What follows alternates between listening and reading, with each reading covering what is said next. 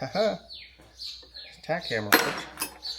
So my other grandfather, he was a little better about that. If the cow wasn't making the money, she wasn't worth being in the barn. It just wasn't going to happen. So she had to go. And yeah, that one's shot. So anyway, yeah, that's how it went. And when I was The gut's old, still there. when I was old enough to take over the dairy side of it, I decided I didn't want to. And then in 92, my grandfather died. In 93, my uncle quit. He quit milking cows. Had enough of it, you know. It's like, well, there's no money in it. We mustered on. So that happened in 93. I think my grandfather died in 92. He farmed another year with the cows, and then he sold the cows. This is junk. This one's the junk one. This is the good one. So we're okay there. We can actually, which is good because I don't have any hangers on this one. Yeah, so he sold the cows, and when he was done, he was done. Sold them. My grandfather had died, and he sold the cows. But my grandfather, he was different. You know, it was different than what we were raised here. Cow ain't making you money, down the road it goes. Just the long and the short story of it. There's no use for an animal that doesn't produce. And, you know, maybe it sounds heartless or whatnot, but I saw it. There were some things that I thought we should have done when we were still milking cows. Let's see, that's the bad one. There were things that we should have done when we were milking cows. And my grandmother, my father, they were not going to listen to what this snot-nosed kid had to say. Oh, shit. Look inside that barrel. Oh, no, that's okay. That was grease. Okay, good. I thought it was all worn in there. But it's not. So what I think that should have happened here was that we should have not raised heifers. Flat out, should not have raised heifers. The heifers, they shouldn't have been raised because when you have calves, we should have sold those off.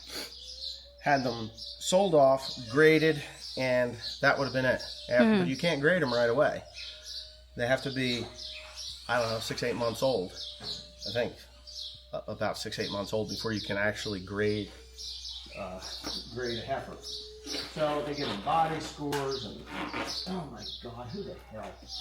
A body score on a cow, a heifer, and you know, you kind of have to know what you're doing. Well, we would start raising these animals, and we knew, you know, you could look at them and say that one's going to be a piece of shit. You know, it's not going to be good.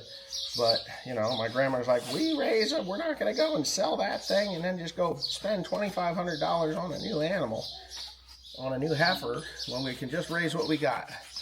Well, that might have worked when there was profitability in dairy farming, right? Yeah. But when there's no profitability in dairy farming, because of the, you know, that was just the way the markets were going.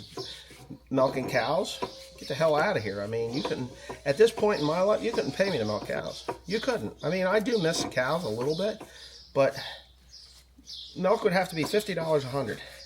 And there's no reason why milk can't be $50 a hundred, except our government doesn't want to do that. Well, you know, of course, then people won't buy it, right? Oh, people won't buy milk for $50 a hundred.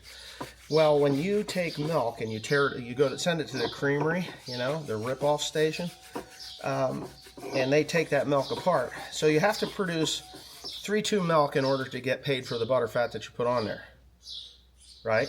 Okay. So you buy whole milk. What is it? Right now about 3. Yeah, but what is the fat content in whole milk? I don't know. Well, it's 3, right? So whole milk is 3% fat. At least it used to be. They may have changed it since then. 2% fat milk is 2%, and then you have low fat, which is under 1%. And then skim. Well, skim, and then skim is low 2%, and then 2% is 2% fat. Whole milk is supposed to be like 3%. Right. So they get 0.2% of that cream. They skim that off and make ice cream out of it. What pays the most?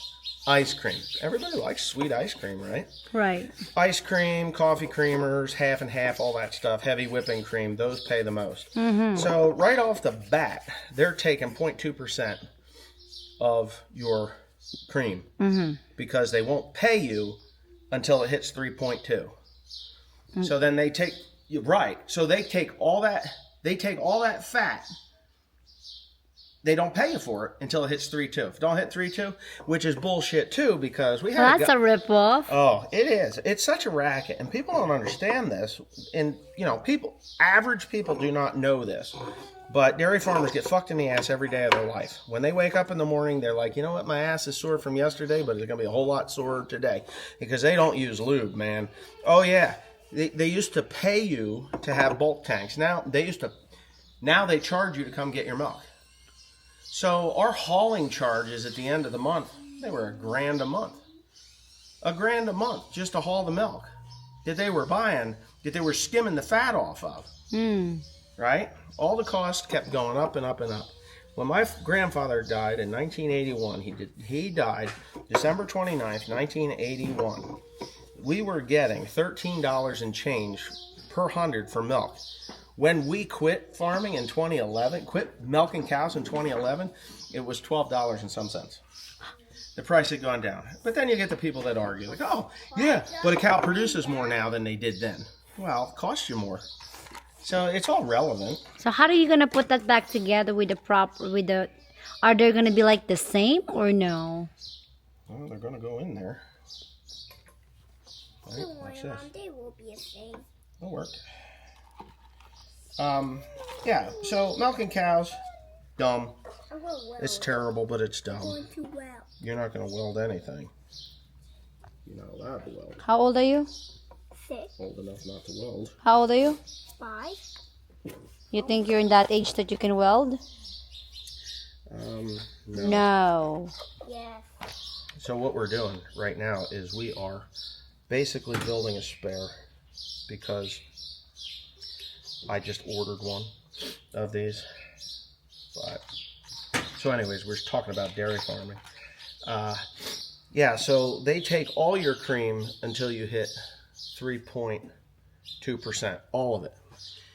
We had a bulk tank driver, a milk truck driver. His name was, can't even remember his name, but he was, we called him the toy man because he dealt in antique toys. That's what he did. So it changes the polarity from direct current to alternating current. So I'll teach you all about that when you get a little older. So anyway, the toy man was a really nice guy, and you could get him to do things that other bulk tank drivers would not do.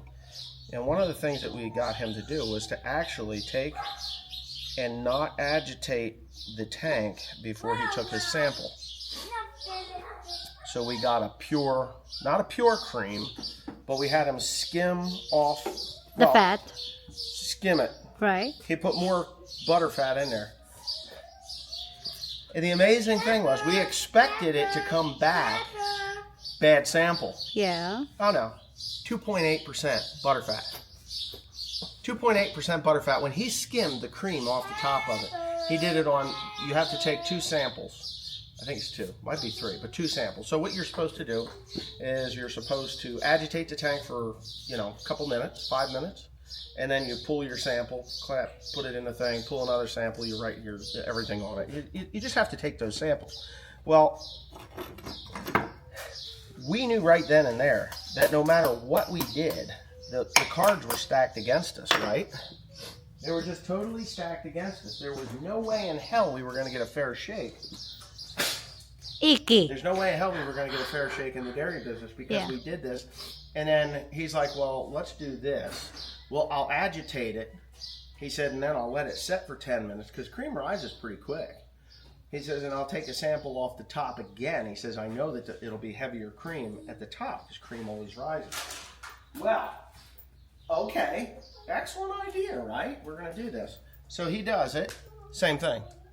2.8, 2.9%. Nothing changed. Nothing changed at all. So that's when you realize that the cards are stacked against you. You're never going to get ahead doing milk. When you've got people like that running the business. So, yeah, back to what I was saying about the calves. So I wanted to sell the calves. Just get the calves out, and then go to a dealer, a cattle dealer, and buy a graded animal, one that you knew was going to have was going to produce well. So my grandmother's like, "Who in the hell do you think you are?" My grandmother's a piece of work. I miss her, I really do, but there was just some things that could have made this farm a lot more money if she would have, you know, listened, at least had a little bit more Open-minded, yeah. a little more open-minded than what she was. Hold on a second, I gotta give her a one. So the animal came from here, you knew what it was, but you did not. Is that's square, no? What? You know what? Huh. Okay, you can shut that off for now. Click. We're gonna, yeah. So if you don't know what this is actually a piston compression tool. This is compression tool. Yes, it's for putting pistons in engines. So yeah. Men and their toys. We call that and tools. Tools. I thought you said toys. I'm gonna kick your ass in the next week. A lot of men in this world that don't know what tools are.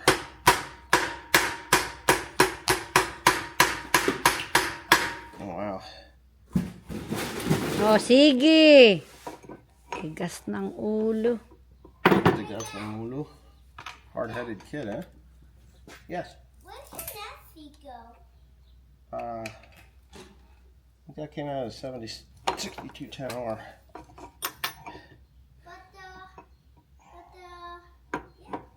But yeah.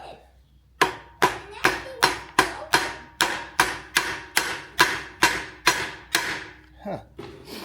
Don't want to go.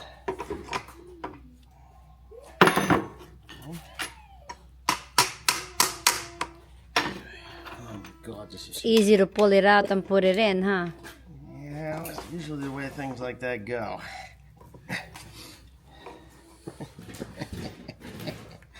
Wife, you have such a dirty mind. I was not thinking about anything dirty, dear. Yeah, well, they don't know what you're like, really.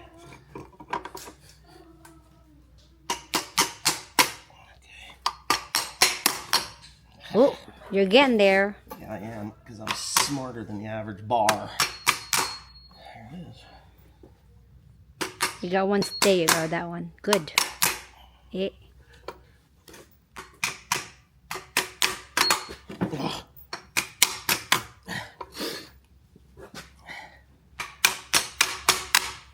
Tricky. Oh, it is. Be an asshole is what it can be.